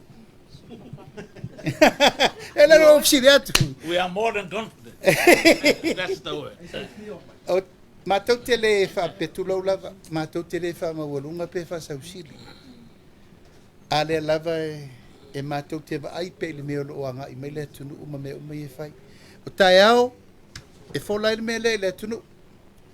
O mea uma na fola ia sa mo po a me u fatino mo a me le la fa uma. Ai pe ona e siri mai lo confident. Tu lo lava. O ke confident ai me uma. O mo wena whaia upu mo mo le tunu. Te le wha mawalunga. Mātou te le tā pena se me wha le tonu mo le tunu. Mai mātou te le tā pena fo se me whai ina mo Samoa. E lau tu e whaia tua le upu nana o whaia vo I. E tā pena me umai le me o ngā tusa ma le tā pena ngal wha manuia ngā le tua. A o me le leimo le tunu. La auli. Na manino lava I saunoanga minister I tonu le palemene le aso le na whaatu whaile le talnoi nei le lafo le nau watu. Ma fua uma nei le vevesi lo tula I mai. Ona o molianga whaasanga I lau fionga. Na toe saunoa le tama itai palemia le sfarai le aso lentia. Ma fua uma mai. Ona o molianga ye whaasanga I lau fionga. Whai ana whai sau whamtalanga le tūlanga le. O ana whauwhaunga uma na le na ma fua ina tupun mea nei. Te re whape alo lau tamba. Awa na sa ona na whautautanga. E leia se me tupu. E whawhaunga tulvanga whauwhai na matou fono ma awe tu alala. E le nao lau keisi la le tupu ni tau puni. A leo tō whawhaunga mai whina ngalo whai pule. E le itoe muri tai fia me I matou upu matala na whai. Na matua ai sui ma liu ato ato. Ma ona o ilo tūlanga na wa e se talinga u whaalongo iai. E le mwhai, even me a au o le suita I tai mal tai fono vanga whai. Kua I mokua. O le tō langona so leo. A takes 4 or 5 days. E kari mai e. O fesef so ta inga uwa pena. Aisea, ia ua mafua lono mai lo male au paru mea ia. E lai anga I mai nei lang o le alava. O mea uma foi leve vesi mai atina e te tele nei. O leo te awhi ai. Ai lei wha pena ualo ua awhia I sesi tūlanga. E awhia ono me manuia I le tunu. Mana mea muni muri. E le ai mase sene ale malo. Wha alu ai. E lei foi mase influence e tasi ale malo. O whai ai wha pei tangatai. Nana no mai. O lo lato taliton wina o luk tangata ma luk tu malo. O mai whau me ia mo le tunu. E ale lau whau nei. O leo watu wa I mai nei. O au le mafu ai me ia. Mori mau mai pe Samoa. O mea uma nei e alu. Mea uma nei it was a plot. Wha lea ngai luk tangata. Whau nga uma I nei e wha o ngā I leo tulo la balanga leo wai lunga ni ta upu le whamsinonga. A tūlanga nā lea la la tūl vai ngā wha o whai ma upu na talan whai ai. Peita, ia. E se lan me le whai a le o tino mal te min nei. O te whawhetai. Ua tupu. Ua mātou loa. Lono winga la me whai e tau nei. E whai umai tamali ima. Wai la unga nil vanga wha o whai next. Aisea, o poro kiki ele e lea. E mātou tau whai nei fufuru ina ia. Ave esel to inga me leo leo mai o tupulanga o le lumana I ai o mai. E ila me le te pupula mai lava e fasioti oi. Sai qual fa sili le la vai. E le kuli mai la galera ka o foi mai ka I pare. Ba ko ngi. Le la ko la. Ma kom foi a ese ya awi a ver la uli kula fo. Ese sel merga. le manginga ma ko mau nga ba ma ko ku la ko e fa kingo mea ka manga nga o ye le vai fa ngi a mai no fai ai le fa pe mo ko mai la ko la ulia vesel ku la fo mai la wa la ulia kali lo mo ya ku la fo ye manginga me nga le la ulia kali o ai mau ke ku e la ko le mea mogi pala me ko manginga me nga la ka la sa sin mai o afkai Whaftai mo le whamanino Indonesia o mata upu. Le foi mai tau atu o le tele o waenga nei ua alian mai lunga pe o lau fionga lawai sanga i o tu iai. Lau fasili whamol mole le tūlanga le o le poloketi le lau tu malo. Na manino le saunoanga le fionga foi le panemia.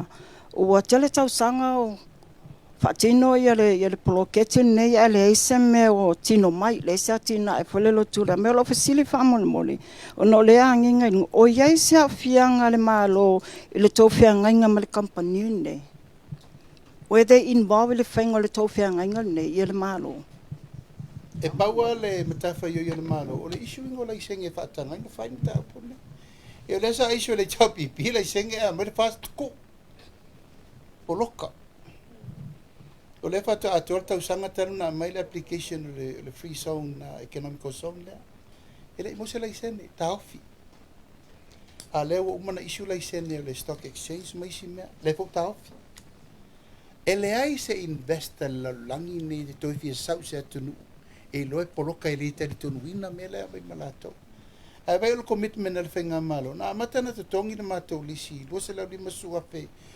over mas futa usanga to tongi le se meta si o fai a sa fa tali ta pena nga uma la vai me o la isene langa e mana o mia la isene fa tino me e le va pena no ma ya fa tino lo e mana o mia la isene fa le malo business license e ma la isene le ngate central bank e mai si me o mal termine le isene o fai la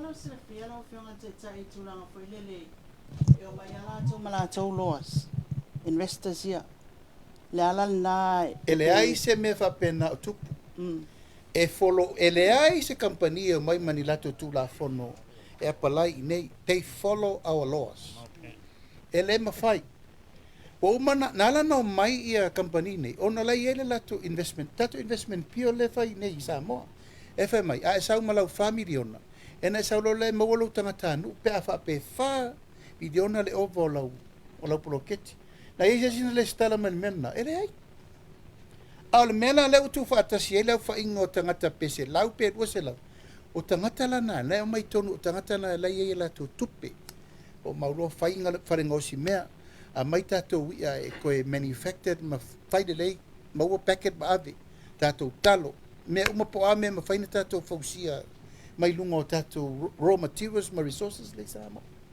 a se upu e se tu per malo ia ele o tangi company nei de malo la to te fundinga se me le ai e ko potu ai le sono te cha wai tu langa la vai ai so se investor proposal tu ina mai e pa matu ai o tato central bank o tato pa tu petu tono e tu la kono vai na le anti money laundering ati no ile la to sai di na ma la to ilo background check ia mauti doa. O iai po ila ia nisi o proposal sa tu ina mai sa anga isa o lava le fionga tamai tai palimia. Refer mai le fionga tamai tai palimia ia tia. Refer le ko bana central bank. Uman fai lato ilo ilonga. O lai lato connection isi po i tu langa le. So, decline. Ai ole tiute na ma le matawhai oi ale tato pal tu petu tutonu. Olo o ta atia i tato tu la fono tu langa lava ia tau investment. E ilo. Ina ia mauti noa. O le tato tu la fono lo iai. E mawhai ai ona accommodate ia au nanga le nei. Lea la iai le whaatal noa nga le sa whaatino ina male afol mato ka peneta. Ma CEO umasa iai male ko bana Central Bank. Iai whaatino. Awa o le tau te mai tau nei, lata se fulu tau sanga. Issue le business license. Ai le o mawhai o na whaangai oi. O le whaatali i le due diligence report. A le Central Bank. O la usili po ina ngai ko bana. Se fulu tau sanga. Ia, e pe o e tā ua le whaamanino atu vaenga lea. E le whaapea o mai loa ia pisinisi lai o ka lepe tatou tū la fono. Ai whaatino la tū la fono. E mawhai lava e respect e fo i kako investor lai o tatou tū la fono o lewa iai. Ai ai ni suinga manilo I longa. Mangi amendments e whai accommodate ai. I o tūlanga na e taun whai. Lela saanga ai ai. E ngatal matou whailo inga lea so lea. O le whai unga. E o whaatino feasibility study. Ona tuuina mai lea o le outcome o le feasibility study le na. Ia ona iai loa e la ia o le isi anga I luma o le mta upu le nei. Pēwa nga I ele ni tā upu le si sui le rautou kapetui le whongwhitalai. O le whongwhitalai o la ua iai le tere tununga I le matou mai tau atu. O la stand by mai a speak up o whewhai le lui ala wari ia. O lupu sa o ana, o lai matua tā pena le whongwhitalai le lato maule no atu. O se aso tu lau lava man se aso siri le o na tu lau lava la upu le nwhai mata ngā e pāle mene o le tunu. O le tūla I ese o se mālo. Te lo se teimi mua mua le nei. O tūla I ese ai se kāpeneta. I se fono se pāle mene. Ono lato whasang tau le whongwhitalai. Wela whawhena whasang tau le puro le mota. Ai tūla I ei whapea. O winga le mi ngao ma winga le whatamali. Ai tūla I engalo. O le malo le tu. Ia, o le fufuanga lai al whongwhitalai. Lai whaatalitali me le whongwhitalai po ai le lu I le la watu. O le vai mātou te tāpena mātou. I le awala mātou te whesosoani I le tūlanga lea.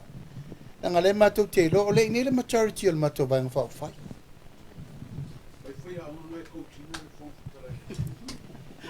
Te lo o le whaia onga o le whaia onga. E lei whai lo. Lau fionga, o le tūlanga tōna no e pasire tanga e pasire tō e tūanga whai lele. O le na e sau no e le isi press conference. E vest uma ia le malosi o le head of state I lunga le whongwhitalai. O na sau e leo le fasili whai lele e whapea. E le isi se iso na absolute freedom. Iso se tunu ua e iaile e itu la fono whatu la fono ina le palemia. E remove ai whapea na fo I le CJ. La sau fina ngalo. O lapel tatou tu la fono whaavai le itu lea. O le upule na le no vai atu na lafo e le sui palemia. A le tau fio fio tu lava me le fast comment ai sa wala na upule na whapea le principle of necessity e mai ai mai e leo iai se absolute power I le speaker. Tu lau lava se sela na mau e leo se lo ia.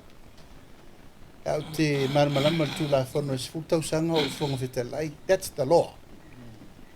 Ma tu la fono whaavai o tu la fono whaavai le tunu. Ola iai mena la iai. E le mawhai e se sina whaatu se vote of no confidence to the speaker. E le mawhai.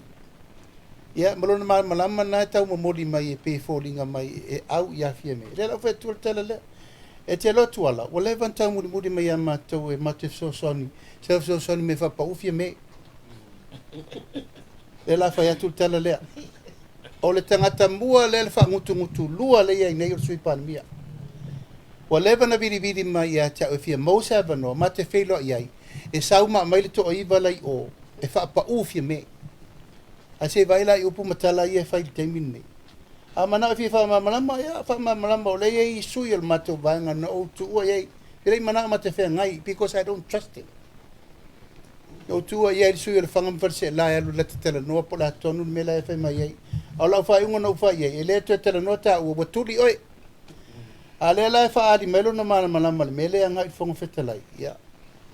A whena toi fia filosofi, e lea o toi ise si o mato tala tonu wina.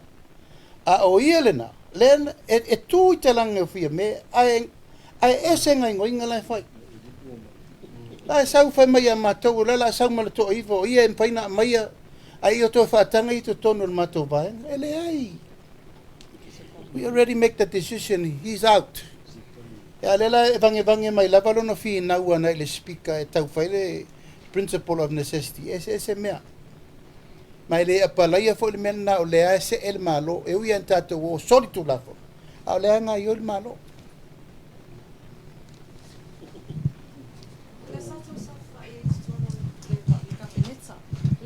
tūlanga le se lo sila fia i whai mamuli pola le tūlanga le tupu mai le peso o le pau. Ia, o te loe tautou o tau te whisiri. Sa o ia olo. Ia, nai e pele pisili. E sel tā ua le taipile sa ngā ia tua i le malo, ma tō whainga malo fo. Ma tō fo ia ngā ia tua fia tau sanga o tū lai mai le HRPP. As a leader, as a palemia, e tatau o na abela na whaatonunga, i minister taitas, alu o il minister stock take uma. A pape o il minister le EPC, na e tau te sila fia o le EPC, e monopolize le EPC le paua. Paua leo le kampania sa palai, le paua ma le mai. Aia au e lon tūlanga whataitai, e tatau o ngā stock take uma. O le ale tūlanga o iai masini ia ma a seta te tele ia le malo. O ngā mai lai le update i lunga le kabineta. A wha apea, ua fia sfulu lua sfulu mon tupu tau sara, wha atau ia generator, ai le ai se repairs and maintenance. O ai fo ia le wha afitauli, o ai le lapi. E le wha apea lana o minister, so o se minister. E tauan wha atino ngā luenga, ma tilo tilo. E sa vali atu le minister o tupe to tono le atu langa la iai. O le aita alafu o maulunga. O le ale awala le minister o tupe taun fai. Pe tutu nai. O fe ave i elfa amomo. A le tu langa e ave elfa amomo le to nginga ina i amfai o na alau maua se vai ngā tupe. Atu la i main fa fita o li mani mala fa natu. E mfai na ngai yoi le atu nu. O lo nau vinga. E ta ua i el baenga lea ina o mata ua nga i atu i te tonu. E rei pati no ba enga le. O le to mai ia ma le tau mawhai ngā le minister ia. Ngā alua ia fusu pongi sa ia. Ma tau mawhai e una ila na ia mta ngā luenga. Ai o tūlanga le whataita. Ia ufo ia as a minister of finance. Sa o manatu. O le lu i te le tā ua sa whea ngai ma le malo. Tangata whai ngā luenga le malo.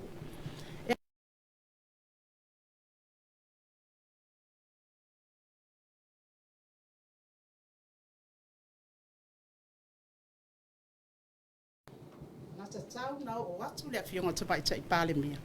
Talo uma le public servants atu.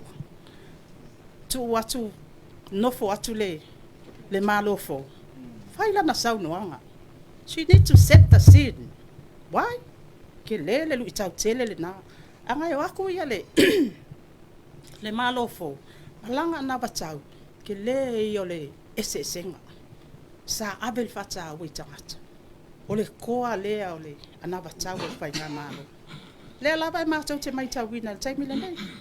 Wa lua mata ngā luenga o walwai. Lu i tau te tele le nā o le o whea ngai ma as a minister. Lea lava e whai a mā tau ma whai. Tilo le anava tau. Le isi lape tele nā le fionga le pale mia. Wa ese mea sa fola i le atunu. E wa ese mea i wa le whamomu. Sa whai se Richino Airport. Ile se Richino Airport i tonu. O ke le ilo fo o te le mantua lo fio ngale. Pai pule pena approve lunga le kabineta. Ia pe o vaenga umaia. E ese le tā ua le tūlanga whataita. Ai pe ua mawani manatu. Ina ua fesilingia. I whawhita auli le nei. O ngai le i whai ngofia le watu i tono le malo. Ke le maunga ke kele. Ma vanu lo loto. Sa ui e le whai ngā malo le nei. Lona winga. Tā ua i lona amatanga. Tā ua i le amatanga. Wharongorongo atu i lau whionga muripola lau forsanga. Mātau atu fo i lau forsanga manino i le pāle mene na ua sau noa fo i le lafo le whātua tuaina. O eo se taitai e te ono tū lai mai le lumanai e tau awe le taitai ngol malo. A whai a tusi a aola u tau vanga whaupu whai. E a manuia mai le pālo tau tau sanga fo. Ia po se pālo tai se teimi la tamai. Ai a vea o me pāle mia. O le fola lau tele leo le ai a ngā ia ina ia whaatonu le iei vaenga ia. E mua fesili le atua. Awa o le atua mo na tōwhinga. O le atua fo e wha au Sofia le vaenga wha au whai. E le mwhai o na whai se manatu stotas. Pe ia o na amata mai vaenga wha au whai le nei. La ngona uma leo o sui. Le taimi na fili e fo i la fionga tamai tai pāle mia. E le ai se leo sa ngalo i tua. Sa la ngona uma leo. Ia a tonu o le fola fo i le nā o le a whai ei. ia pe a fa pe o atu na time Ai ia atu talo pe le atu e te talia pe a fifiri le vai fa fai e tu lai mai e tau e ave. talia pe a fa pe musmusunga le atu e au mai ia ai mai se fol fa os fianga le anga pa ia vai fa pa Sa ofisini te mai tai pa mia e le polo keti le por ngā luenga le o le regional terminal. Ono o lau sa unanga le pale mene le iei se io ngar cabinet. O le tali te mai tai pale mi. Sa iei le io nga ma le mafuanga fo nana ta pena atu ai ma avatu uma i te tonu ar cabinet fuafuanga uma mon fa tinonga ngā luenga. ia e pe o leo te mai tau atu ele i to tono le matou na batau le manifest ai ato nui so spai ngā malo lava e iai ia tina e o so fa fo se e fo pe a fa pe o lai ave e fa tau Te io e te io la sai tonu ar cabinet. a fa pe o le sai tono ka peneta wale foi sa o malanga ai ia ato no le o mo na fa ele i ungal ka peneta Lau sunga la uri le na sa unua le amatanga o tatou mafutanga. E fa le tonu le tise. Le sa unua fa pe le sa mo mai nisi o me whainga luenga i tonu afi. Le sa mafuai a ele i manino na fa lau i loa mai le tunu. Le mafuanga. Ia le foi tau ia o langona foi le i tulanga le peso el tatu el tise el moto polo whaina tau fa manino me whainga luenga i tonu le afi. Mana ia le tau o saoa i le IPC. O te loa, o tu le epanan sao no e tonu le fondo. He said that. Sao no saoa le mera na. Ma ia tala no o mai a matou. Tu lau lava. E tangata wala tu wha to ulu ngaki ko kongo le. Lafi le savat. Lafi fauda ngā vei savat. O pala au fwana minsta e ma tere ma lepe te minna. Toi sila. E li potia wo mai. E tangata wo fa to uru ngaki wo le anga ile afi fau wale ngā waka. I rei o mai le soe le sitari al minsta e kia. E pa tu langa le na e sao no mai. O le mato whanau nau taina. O le na vatau le tau le tunu. E le iai se regional airport. Te rol te minne. O le utofo le airline ma le airport. Tasi al mena abel wha mo mua whangari e to e tala honor sa mo e wais. A le la ufai nei le regional airport le Aleo Pacific e ta ua langa o lesi au nanga lea na patulai mai o Samoa Airways Talofa Airways ele mawhaina lena na vaai i Pangali ia ale met ia iai le tūlanga o le mawhaina services ato to i wha ngā mana me na whati ai wha ngai ngoi no vare le mole tu ia e uina lei fasiri mai se si le lafo. Ia leu mato fai atu. Ua tele fua tala sunga i atu i le epa. Malona nau mai i le mata upu i le lafo. E matou tele i mana o mia tu i le epa i le faa ofihina o le lafo le pale mene. Ona matou te manatu. Ia tu lai pea la matou pito. E faa ui. Pe matou te malolo. Alai matou te malolo lava i tulanga sangatonu. Awai umane foi fa pe ana mato le to apa tu e le ai se me auto ai fa masino pele tu nu fa masino pele tu nu ile ala male mafuanga pe fo sa no ale to filing o matua ya ale nala na mato tu la lango le lafo ile malo ile lafo mo le chapi pi se fai tu lafo no yeto le la na pasi la o mi noi lo fisa fam sino yo ya le la o tupu mai nei i le lafo muli. Wala tau le lango ina ono le manatu. Tu lau lava le fonchau no iei ale. FFF. FFF nei te wa e mona le ato. Wa pale mia se si o mato. Ia, o le mafua ngā ato ala vale na. O le lato le mana o yo mai lango.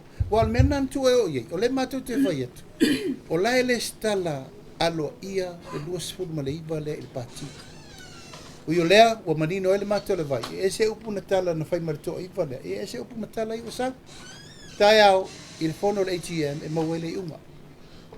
Ia, na manatu lea, tātou whase lau eka le sa fsiringia, e le ai se whase lau eka na sainia. Tāu anu wha manino le mena na. E le ai se maririenga na sainia ma Amerika Samoa, i le whainga malo na tuana ia tu nei, na sainia alo ia, e le ai. Pa ua le whainga paanga na o nau e osi osi. Le whainga paanga ina ia mawhai o na vatua tātou a ano manufasi. Mō tu tuila. A wai a whai e whaise a wala whapena e tu whaatasi se whaato a ngā povia sa mōm tu tuila. Povia tu tuila ia tau si nei. E whaatanga tu loa i tu tuila. E luatu i matato a ano manufasi. Mō tu tuila. E lavo nana tamua i lava le tātou foai. Ia ave ia 5 manu palangi mo tutuila mamanua tu lo lava fainga malo ave ma mo 5 ave ma mo tilapia 5 selau ma mo faisua 5 selau o le fenga na fa tu malanga nuwe tambua ile fenga na os a to sama ia le wala langa mai nei wo no fo masaini de fa selau eka wa ave tu lo sama te mana fo ifa mole a to faisi sto fa tel tenonga mal pan mi ele ngata na fesili ia ile saininga lo stock exchange ai fesili ia po fela le fase la eka le tua ia mai ia alo fa mai le tua por tele ne yaso la mai mo mai sa mo le tura le fiafi ia me se fo ile fa terno ina o fionga ia li tu stala ia martato por kalame o fo le falam tu stala amalu lu tu foi se upo la vale a malulu tu folto o tu stella pe fa pe o mato le fa o atuni o onga ofisili maroros ele to te sa no mai ona faivo fiti e di dilo ale penga tau ale fa ngota ala lea e to te tau nu la vale tau nu me mai fa lama ina e mato tau fainga ina nei me ane wa ilo mai came bland o ina mato tu fola e a matal ta longa wa a mata no so fa mai matou le mele matou te fufu atu iai ma wel man malo ya lo fa mai le tu por tele ne yaso ia ma malu maulunga o sa mol o fa tasi mai fa taile mai mo mai fa tai fa fonga mal ni tu la leso matou tam fa pula la mal malama tu nga umma pel fa mo moi to e fa mana tu atu tatu ainga fa tu ile tu sa mo tasi a fi mai tala mai au ile aso atao tatu tanoa tatu fasoa ile anga inga mo le lumana ile tao le fitu le tao e matel tatu le stala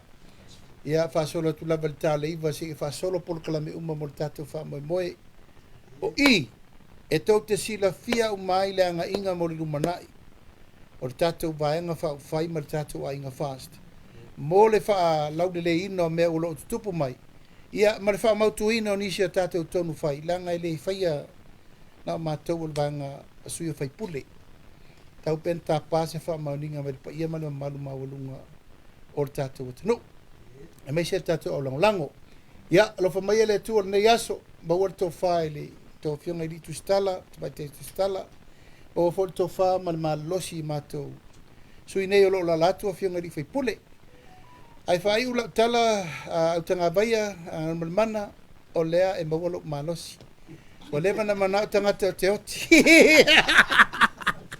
ai le mafai o lo tapu au ina ule ao mafolo fola o le tua ai voi nai temi wo le lava e tau no sa fai lalo e tau no koma mo mana mana bar le ina ia to sekir mea le fai ule sa manga por la fiona teta ai le pesidi sa tau na pesidi mai o ko sa tau to pesidi mai pe fa makala e kalia e mako kai ao pe a fai e ko o mai la vanga le ya o le ya fa tai